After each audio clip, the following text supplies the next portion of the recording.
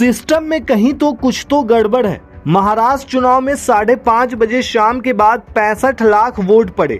Total vote adult आबादी से ज्यादा है। दोस्तों, ये बात मैं नहीं कह रहा, राहुल गांधी ने विदेश में कही है। More people voted in the Maharashtra assembly elections than there are adults in Maharashtra. This is a fact. And the election commission gave us a figure, voting figure for 5:30 in the evening. And between 5:30 in the evening and 7:30 in the evening, when the poll was supposed to have closed, 65 lakh voters voted. Now, that is physically impossible to happen, right? Because for a voter to vote, it takes approximately 3 minutes. And if you do the math, it would mean that there were lines of voters till 2 o'clock at night voting all night, and this didn't happen. वहीं महाराष्ट्र विधानसभा चुनाव को लेकर एक निलंबित police अधिकारी के दावों ने भी नया विवाद खड़ा कर दिया था।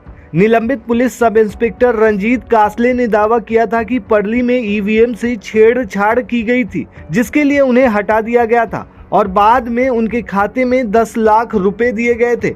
हालांकि इन आरोपों को चुनाव आयोग ने खारिज कर दिया। पहिले दाखवतो ना, पहिले माझ्या अकाउंटला 10 लाख रुपये आले ज्या दिवशी मतदान होतं, ते पहिले अकाउंट एक पुरावा घ्या, सर्वांना देतो मी, तुम्ही गडबड करू नका। वहीं दोस्तों, राहुल गांधी और सोनिया गांधी पर अब सबसे बड़ा संकट मंडराने लगा है नेशनल हेराल्ड मामला।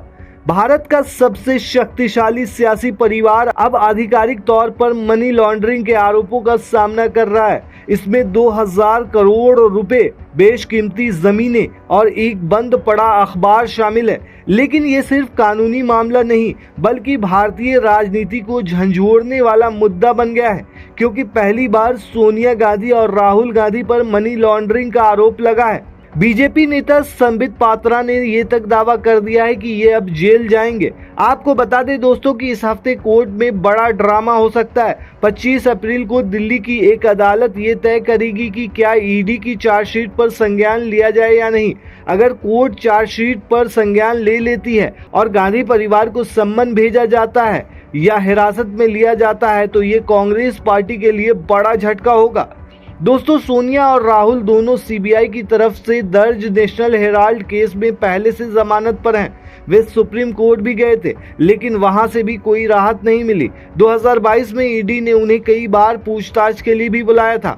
दोस्तों, आपको बता दें कि बीजेपी लगातार ये प्रचार कर रही है कि गांधी परिवार ने एक गैर लाभकारी कंपनी के जरिए सैकड़ों करोड़ की संपत्ति हथिया ली। ये वंशवाद की राजनीति और सत्ता के दुरुपयोग का प्रतीक बताया जा रहा है।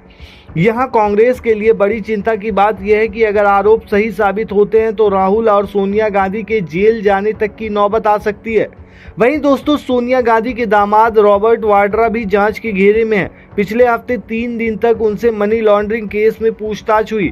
उन पर भी जल्द 3 चार्जशीट आ सकती है। बीजेपी इसे मोदी 3 की बड़ी उपलब्धि बताकर प्रचार कर रही है। सोशल मीडिया पर पार्टी ने एक वीडियो भी शेयर किया है, जिसमें नेशनल हेराल्ड केस और वाड्रा की पूछताछ को खास तौर पर गिनाया गया है।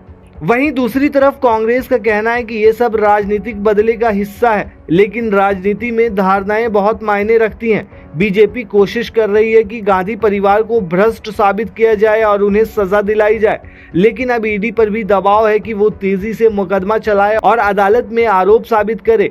अब तक कई मामले में एजेंसी को सफलता नहीं मिली है, जिससे विपक्ष को ये कहने का मौका मिला है कि ये सिर्फ विपक्षी नेताओं को टारगेट करने का तरीका है। दोस्तों, अब सबसे बड़ा सवाल क्या है नेशनल हेराल्ड केस। दरअसल ये केस नेशनल हेराल्ड नामक अखबार से जुड़ा है, जिसे 1938 में पंडित जवाहरलाल नेहरू ने शुरू किया था। साल 2008 में अखबार भारी कर्ज के चलते बंद हो गया।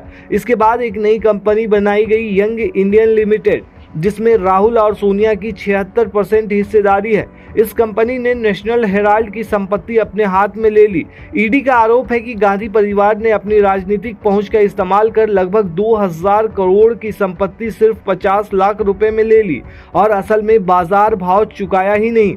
ये संपत्ति पहले कांग्रेस पार्टी के अधीन थी, क्योंकि पार्टी ने एसोसिएटेड जनरल्स लिमिटेड यानी एजेएल को 90 करोड़ रुपए का कर्ज दिया था, लेकिन कांग्रेस ने ये कर्ज माफ कर दिया ताकि यंग इंडियन को इसका फायदा मिले। यानी पार्टी के के फंड का गलत इस्तेमाल हुआ, यही ईडी का दावा है दोस्तों। वहीं कांग्रेस का दावा है कि ये सारे लेन देन कानूनी थे और यंग इंडियन लिमिटेड एक गैर लाभकारी कंपनी यानी सेक्शन 25 है, जिससे सोनिया और राहुल को कोई निजी लाभ नहीं मिला है। कांग्रेस का कहना है कि इस प्रक्रिया का मकसद नेशनल हेराल्ड की विरासत को बचाना था, न कि संपत्ति हथियाना। दोस्तों, आप क्या कहते हैं इस पूरे मामले पर, हमें कमेंट में जरूर बताएं।